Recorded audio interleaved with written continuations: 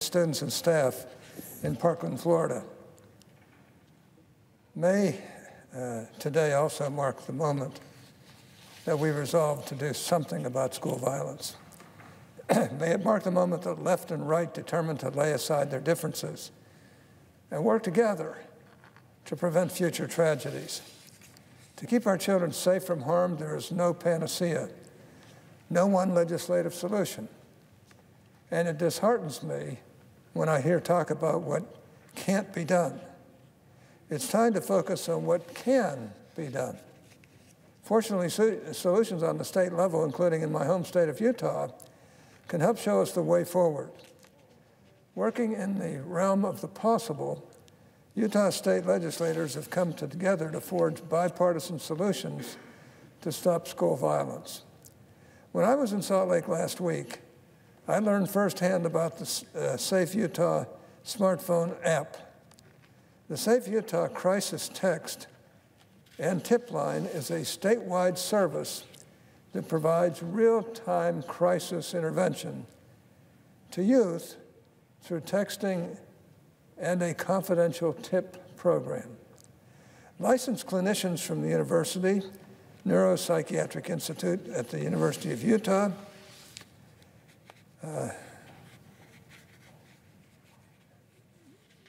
Utah Health, respond to all incoming chats, texts, and calls 24/7 by providing supporting or crisis counsel, suicide prevention, and referral services.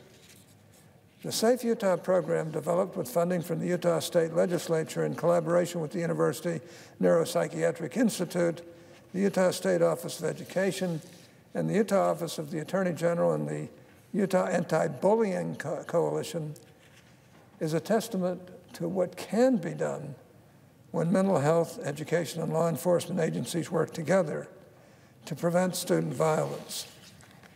Not only is the app innovative, it works. Since the app was unveiled in 2016, 86 planned school attacks have been stopped. Think about that. 86 school attacks stopped in a relatively small state. That number translates to dozens of lives saved and hundreds of heartbreaks spared. For thousands of families across the state, this simple app made a world of difference. Imagine the potential if these kinds of technologies were available to students across the country. We could quickly get help for those who need it, and in the process save countless lives. That's why later this week I will introduce the Students, Teachers, and Officers Preventing School Violence Act, or the Stop School Violence Act. My bill makes Department of Justice grants available to states to fund programs designed to reduce school violence. To that end, the Stop School Violence Act will fund 4 initiatives. First, it will provide grant funding for evidence-based training to prevent student violence against others and self, including training for local law enforcement officers, school personnel, and students. This is not just active shooter training, but training designed to give students and teachers the knowledge to recognize and properly respond to warning signs or signals to stop school violence before it occurs. Second, the bill will fund evidence-based technology and equipment to improve school security and prevent school violence.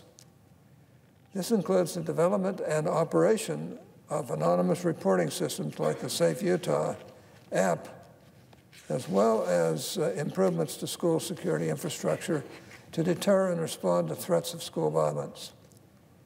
And when prevention efforts fall short, as they unfortunately will in some cases, locks on classroom doors, reinforced entryways, and other common sense security infrastructure improvements will help limit the violence. Third, the bill will provide funding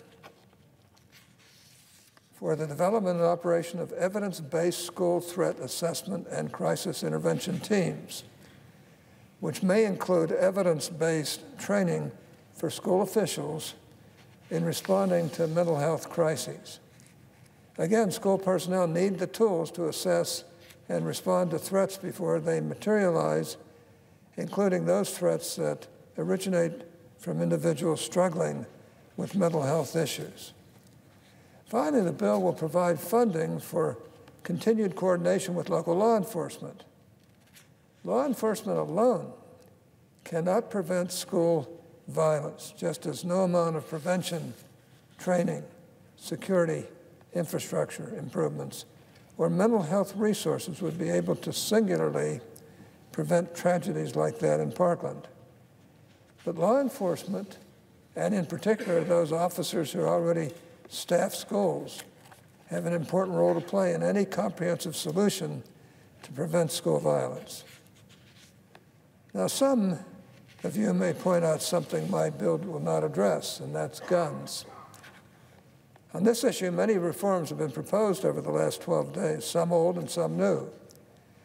And I believe we can find common ground here, too, such as that outlined in the bipartisan Fix NICS Act, which ensures that our background check system is operating as designed. A background check is only as good as the records in the database. The FBI's National Instant Criminal Background Check System is currently incomplete because many federal agencies and states have not provided all records that establish someone is prohibited from owning a firearm under current law, especially those related to mental health adjudications and involuntary commitment orders. The bipartisan Fix NICS Act will ensure more of those records make it into the database by holding federal agencies accountable for uploading relevant records and incentivizing states to upload all relevant information, including these missing records, will help ensure more accurate and complete background checks, thereby keeping dangerous weapons out of the hands of felons and other prohibited persons. I will be the first to admit that there is no single perfect solution, not the Stop School Violence Act and not the Fix NICS Acts. But both of these bills can help save lives. Remember the 86 planned school attacks since the Safe Utah app was unveiled. And remember the 26 lives that might have been spared if the domestic violence offense of the shooter in Sutherland Springs, Texas, had been properly entered into the FBI background check database. Mr. President, now is not the time for argument, but for action.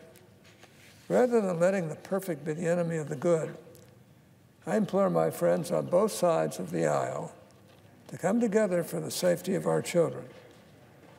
Rather than resorting to recycled talking points, I ask my colleagues to heed Minority Leader Schumer's call to, quote, pass real legislation that makes a difference, unquote. Rather than retreating to our partisan foxholes, I call on Republicans and Democrats alike to surrender their rhetorical weapons for the good of the nation and the good of our children. All of us must look beyond the horizon of our political differences to find common ground. Mr. President, is this legislation enough to solve the problem of school violence? No, quite frankly, it is not enough. But it is a start, and it's a start upon which we can all agree.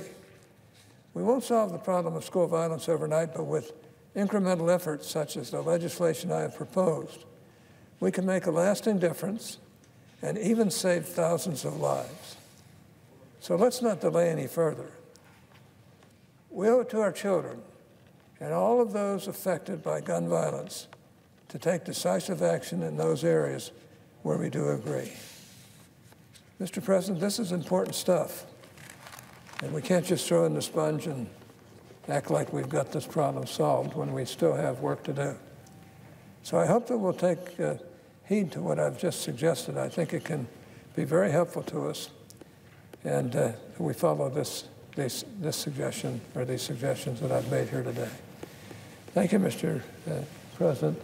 I suggest the absence of a quorum. Clerk will